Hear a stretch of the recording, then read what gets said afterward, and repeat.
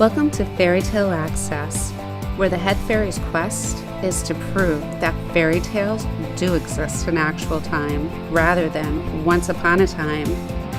Together, we will unravel the heroes, young and old, who turn dreams into reality. These are the people who still believe in happily ever after. The discoveries will bend even our most cynical non-believers into believing in fairy tales.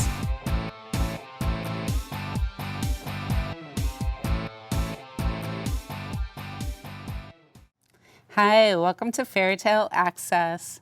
Today, I'm excited to introduce you to Arthur Brett Burso, the author of Travers McCraken, the Prince of Knocknafay. Totally a play on words because this is a very grown-up bedtime story. Best with a whiskey. Hi, thanks for joining us. Oh, I'm happy to be here. So tell me about Travers. How did you come up with this character and grown-up story? Well, I used to put out an underground newspaper around the turn of the century from about 1999 to 2005. And I had a young lady who did a continuing serial in it called Lamp Down Low Theater. And she completed her first 10 installments of that, and it was wonderful. And she started an entirely new story. And she went to about the 8th chapter, and I didn't hear from her. Well, when I went and kind of went to try to find her, I kind of find out she'd got locked in a mental institution. And I went to go visit her to figure out some notes for the last 2 chapters and wrote them myself. That's the first time I'd ever wrote anything that wasn't an editorial. So no one threw rocks at me. I thought I did a fairly good job. So when it came time to start the Lamp Down Low Theater again, I came up with a character called Travers Valentine. And basically the first 2 or 3, 4 pages of that was the first installment of Travers McCraken. But I changed the name later, and there's a whole story behind that. But that's how I got started with him. Wow. Yeah. So how about the name Knocknafay? Knocknafay. You know, it's funny. A lot of fantasy draws from Tolkien or a lot of I don't really know the phrase I'm looking for, but a lot of fantasy draws from other fantasy. Travers McCraken really draws a lot from older movies, and I'm a big fan of old movies, so I've taken a lot of that and interwoven it into the Knocknafay series. Anyway, I've always been enamored with this a movie called Darby O'Gill and the Little People, and there's a section in the book about the death coach and that kind of situation. Anyway, they always talked about Knocknafay, and that was where the fairies lived underneath this mound. And I thought, what a great concept if I wrote a book about Travers McCraken, who was the prince of Knocknafay, meaning, of course, the mountain of fairies. And it was the fairies who'd been driven out when Christianity came to Ireland. And he was this kind of reluctant prince. But he didn't want to be a prince. He wanted to go travel and do things. So that's kind of where the whole thing came from. Wow. Yeah. So you've been an editor, not a writer for your whole life? I have been many, many, many things. I've been a carny. I've been a sailor. I sold snake oil for years, which is actually what ended up letting me have the money to pursue being a writer. I didn't start being a writer probably until my late 30s, early 40s. And I don't know. I just had, I didn't know if I was ever going to write anything again besides this Prince of Knocknafay. So I decided I was going to put everything that I ever wanted to put in a adventure novel into this. And that's kind of how it got started. I'm not sure that I answered your question, but... Definitely. There's a lot of different topics that come up, like, the importance of friendship. So what type of friends have you met along the way that influenced you in this story? Every friend I've probably ever met, and I'm big on friendship. That's Travers' superpower. He's got obviously a lot of other things that work for him. But the fact that people love him and he loves people, and this network of friendship, which I've been blessed with over the years. I was raised as an only child, so when I tell somebody they're my brother, they're my brother. So, I go back to my carny days when we were, we were out in the Midwest and we didn't really know each other, and we just kind of had ourselves to be that group. I take to my Navy days when we would go into port and we would go out 11, 12, 13 strong into a honky-tonk, a bar, what have you. And those were our friends. Those are people that we had to count on to make sure we got back to where we were going. And I've tried to make that the central theme in the McCraken novels, at least Travers McCraken part of it. I do some other Knocknafay novels as well, but I don't want to muddy the waters right now. Oh, no, it was great. I love the scene. So I can definitely see where the carny influence came in several scenes throughout the books of places that they land in. And your experience on the ship definitely shows up here. Thank you. Oh, my pleasure. And I love the little bookmarks. Nice. Nice. So surround yourself with beautiful women and all else will become secondary. Yeah, that's definitely Travers. Yeah, it absolutely is. He's kind of narcissistic, kind of a womanizer, but in a lovable way.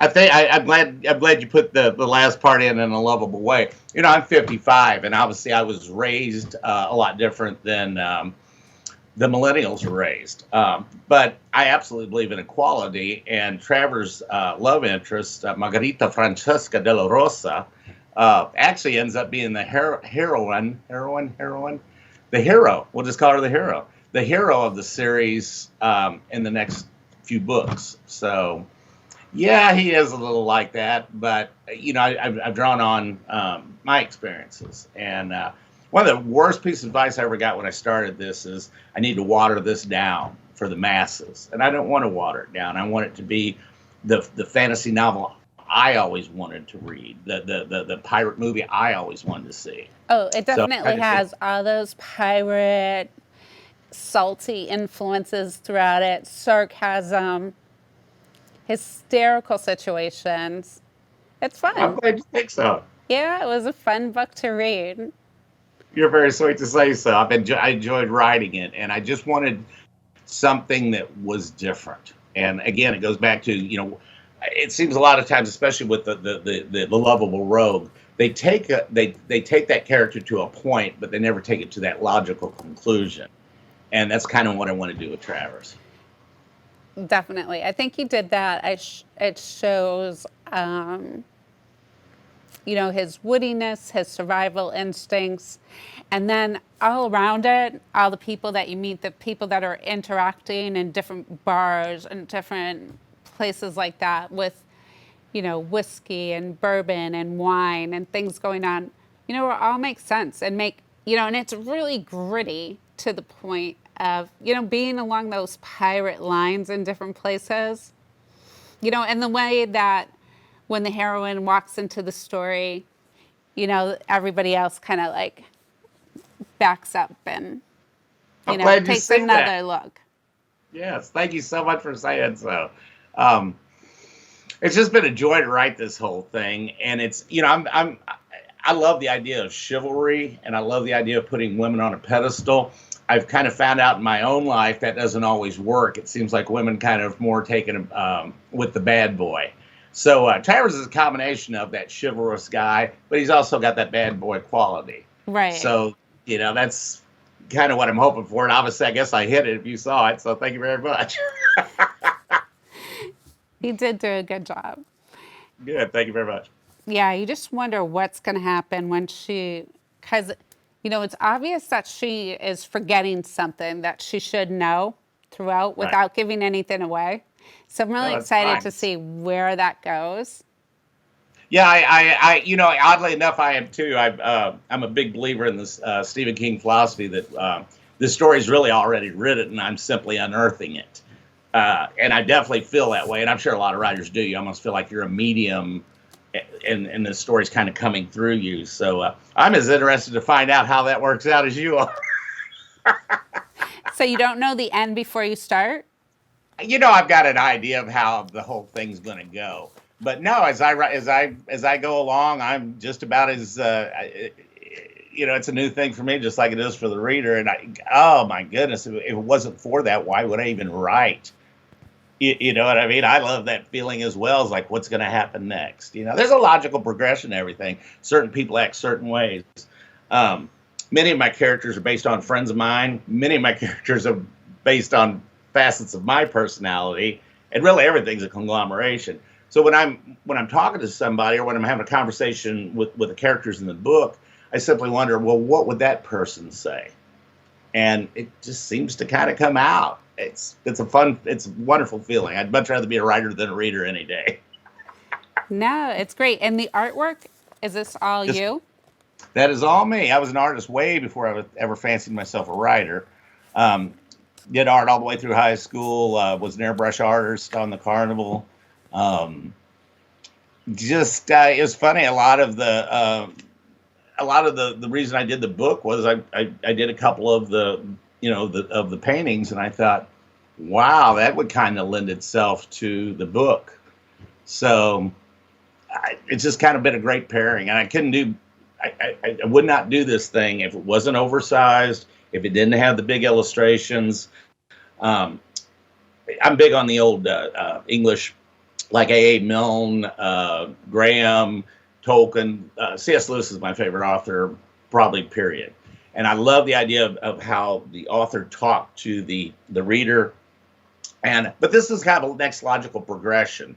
Once you've read children's stories, then there's an adolescence, and then there's an experiment with drink and drug, and then there's sexual situations. And this just seemed like the logical progression to me of writing a child story for adults. Oh, definitely. And the pictures really make it vividly come to life, because you don't waste a lot of time describing it. You describe it in such a way that you can definitely imagine it if you've seen any old movie or been to a carnival yourself, for instance. Right. But every scene is well developed.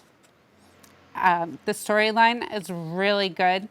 And then the pictures in between. I knew I was going to like you. And I love this guy. That is Mr. Gilhooly, and he accidentally gets turned into a frog. And oddly enough, it's not the first time he accidentally got turned into a frog. Oh, really? Yeah, he's the quartermaster of the Standing Hampton, the most feared vessel to ever sail the eternal seas. And the premise of the book basically is that McCraken, he's in the harem of a evil sultan who happens to be a genie, and he's getting ready to get out of there because the unit guards are coming to get him. And right before he decides to fall into the folds of his coat, which transport him fairly well anywhere he wants to go, he sees the beautiful Marguerite Francesca della Rosa, and in a how do I phrase that? And I don't remember, something in a moment both fateful and something. He grabs her, pulls her in, kisses her, and then they fall back into the coat. And next thing you know, they're basically in Knocknafay. She realizes that she was kidnapped by the evil sultan. That's how she got in the harem. And she wants to go back to Siboney, which is her ancestral home. It's kind of a tropical island, has a New Orleans feel to it, has a Creole feel to it. So he gets a ship and mans it full of a bunch of his vagabond friends, and they kind of take this Homeric adventure, which is a giant road trip, basically, and it's based on a lot of the ports that I saw when I was in the Navy. So anyway, hopefully he'll get her there, and of course the evil inner circle give chase, and hopefully they won't catch up to him till the end, but we'll see. So what about this one? Oh, that is the Dragnus Moranda, and I actually redid that picture. I've got it done a little bit better. I got a little bit more smoke coming out of her nostril. But anyway, one of Travers is actually many things over the course of his 2,000 plus years on the earth, and one of them was he was St. Christopher. He carried the Christ child across a river, which, of course, makes him very strong because the Christ child had the weight of the world on him. I use a lot of Catholic mythology, Christian mythology, and Hebrew mythology in this. But anyway, you didn't leave anybody out. I didn't leave anybody out. I didn't leave anybody out. Anyway, the Christians have a little thing called the Holy Helpers, and St. Christopher's one, St. Denis is one, but St. George is also one. Of course, so St. George is one of his very best friends, and he's kind of a flim-flam man, and they run the skin game. He runs a skin game with the dragon, which that's been done.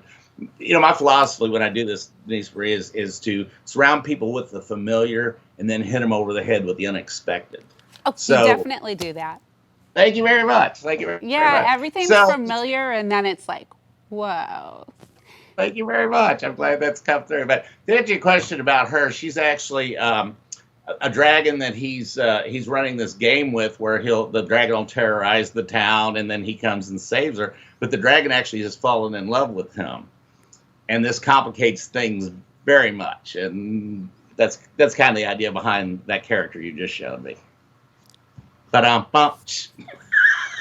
So what about this lady that keeps showing up at the end with a gun? You know, is this a picture or is this a painting? It's a painting, and the idea behind her, it's funny. She's actually Esmeralda, who is Margarita Francesca della Rosa, who we call Mage in the book. It's actually her mother. She doesn't really show up until the second book, but the colors of that just so. I kind of had this idea that black and orange worked well for Halloween and Harley Davidson. Why wouldn't it work well for Travers McCraken? So when I did that, it just kind of lends itself to the first book. When I do the second book, there's more of a tone of probably reds and blues in that. I'm just kind of trying to make a feel at this point. So to answer your question, she's really not in the first book. To be truthful, but yeah. I'm just asking is that a painting or is it? No, I did that myself. It's a painting. Hmm? It's not a picture. It's a picture of a painting. Wow, it's thank you. I did a lot of stuff. Good. Thank you very much. Yeah. All my stuff. There's mine. It's all paintings. No, and some of the pictures are great. You could see where they came from, like the carnival era. And others are like, a children's mystical look.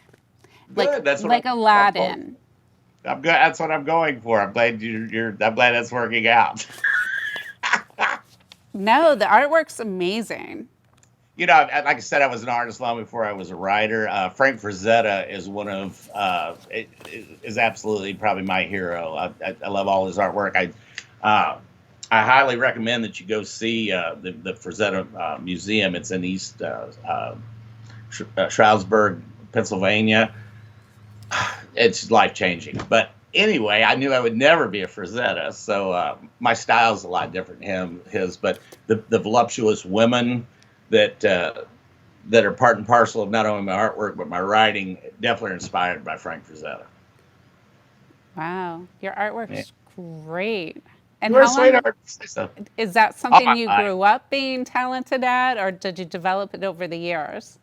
No, you get better and better. I can show you pictures 15 years ago that I did that I would wince at. But we all get caught up. We're all children and we're all creative, and then we get caught up in being an adult. And then, my God, there couldn't be a more horrible thing to happen to someone. I know. So anyway, luckily I'd gotten in sales and marketing, and like I said, I'm basically a snake oil salesman. I do a body scrub. I sell to women and I sell to men, and I went out on the road and done that for years, and it was a blast. It's like being a carnival barker. And then I ended up getting so many people interested in selling it that I retired into simply making the product. And that's what left me time to actually become a writer and develop my art skills. Wow. Well, your art skills are incredible, and you're good at storytelling. Thank you so much. My pleasure. So, hey, tell me about the Book in a Bottle project with Mountain Dragon Masonry. I am so glad you asked. I'm so excited about this. I can't stand it. So, the McCrakens are known throughout the universe and the multi-dimensions and the veiled kingdoms and then whatever romantic way you want to put it, as premier mead makers. And mead is probably the original alcoholic beverage, and it's actually made from distilling honey. So I got a hold of Mountain Dragon Mazery out of West Virginia, and my wonderful friend Tom and Ruth Ann run it. And I convinced them to take and run one of their meads with my label on it. And then when you uncork it, you can take this cork, which hangs around its head, so you've finished off the bottle, and then you can pop it open, put it in your computer. There is there's the entire book on a PDF, and then there's the entire audio book done by a man named Nelson W. Piles, who has a wonderful voice, which I don't. People always ask me, why didn't you do it? I said, I have as much as, what's the old saying? You have a face for radio. I have a voice. I have a voice for the written word. So luckily I got him to do that. And you just simply plug it in. You can read along with it. You can listen to his version of it, and then you can have a nice glass of mead while you're doing that. Oh, that's a great idea. Thank you. Yeah, they should stay home when they're reading and drinking, though, because the book. There's so much drinking going on in the book that you'll be toasted. Right. That's right. All right, and what about Aubrey's End? I'm so glad you asked about that. I've self-published the Travers novels. I also have another series of novels I'm working on called the Rosalita Batista Novellas. But anyway, that's all something I'm working on myself, and I'm publishing through my own publishing company called Bonafide Outlaw Free Press. Aubrey's End is kind of an opus for me. It's something I've been working on little by little for years, and it's about two sisters, the Moncaster sisters, and they own a boarding house, and it's definitely set in a time that's not now. It's years ago, but I never really alluded to what time that was. And there's definitely some magical stuff going on in this boarding house, as there is in the entire town of Aubrey's End. But it's not an in-your-face kind of situation. And anyway, that's kind of, like I said, this is the novel I want to write, and this is a novel I really hope I can get the attention of a major publisher to publish. So that's Aubrey's End in a little nutshell. Nice. All right. So how about the support of your fans? How does that work into how things play out for Travers? You know, I got the best piece of advice about 2 years before the Travers came out, the Travers McCraken novel, Prince Knocknafay, and that was simply tout your book 2 years before it ever comes out. And because of doing that, I ended up selling 1,800 copies before it ever went on Amazon. I have to pat myself on the back a little bit. I did the first 800. I hand pressed them, but with a wooden binder. Yes, and though some of them may eventually fall apart, I'm not sure. I hope if I ever make it, they'll definitely have to be a collector's item. I actually put them together, glued them, did the binding, the whole 9 yards. And then after it was so odd to do Spree because when I would get an order, there would be such a bittersweet to it. It's like, wow, somebody wants to get one. And then be like, damn, I got to make it. And you made 800 of the first one? I did 800, and I finally just relented, and I had a local printer made it, and they made it, I think I sold them for 25. They made them for 19. I made nothing off of these, but at least it got out to people. And I'm odd. I really don't care if I ever make money out of this. I want to be read. I think by being read, you make money. I don't think it works the opposite way. Right. So, but luckily, I'm going through Ingram Spark now, which they make the books on demand, and I think they're doing a fine job. I with my own, when I was making it myself, I could put like what I used to call the fancy pages. I could put some really nice marbling in the first couple pages, so when people opened it, it was like a special event, and I really enjoyed doing that. But it's too labor intensive. I just want to be a writer, You know, that's all I want to be, and an artist. Oh, So, that's great. yeah. What about your artwork? Do you show it in any studios or? You know, I do it alongside the book. I've done a few commissions. You know, people asking you to do something for their work. Oh, that's such a pain. That's a pain in the neck. We'll put it nicely. It's a very, very big pain in the neck. There's a few times I've done it and it's worked out super well. But for the most part, I just want to do my artwork to market my my writing. And I'd much rather be known as a writer than an artist. Not that there's anything wrong with being an artist, but there's so many fantastic artists out there. I just don't think there's that many great writers. And I'm not saying that I'm a great writer, but that's where I want to put my effort into, is the writing part. Definitely. Well, kudos on a great book with imagery that really draws you into that otherworldly realm. Total fantasy adventure. Well, tell everybody I want to be famous, damn it. All right. I will tell everybody that you want to be famous, and they should definitely check out this book. I knew I was going to like you. I have But to the share artwork I love. It's really, really good. And it brings you into the story. And then it's like, oh, yeah, that's what I thought the character would look like. I get it. Well, you know, it's funny when I've had a lot of people want to, market my book, but they want to put different artwork or they want to make it a smaller format. I wanted this big, oversized book like when you were a kid. And when you would open it up, every few pages, there was some kind of illustration that was, define the story. And to be the actual person writing it and doing the illustration, it really made it fun and made it, because it was exactly how I wanted people to see that, which I don't know if that's good for everyone, but, I enjoyed doing it. Well, I enjoyed reading it. Thank you very much. Next time, though, send the bottle of wine with it or mead. You know what? I'm not sure if you can get that in New Hampshire, but I do want to leave you with this thought.